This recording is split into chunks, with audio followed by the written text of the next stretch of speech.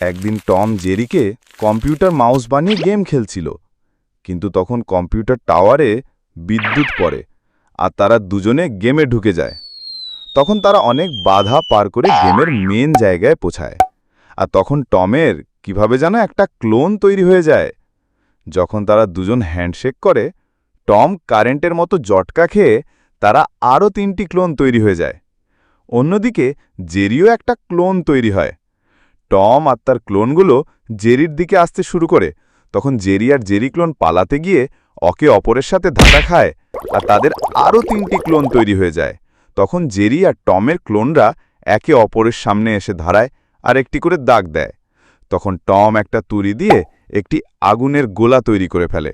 তখন তারা আগুনের গোলাটি একে অপরের দিকে ছুঁড়ে ফেলতে শুরু করে, যেন কোনো গেম চলছে। তখন টম একটা জোরে লাফ দিয়ে আগুনের গোলাটি জেরির দিকে ছুঁড়ে মারে, আর জেরি আর জেরির মুখ পুড়ে যায়।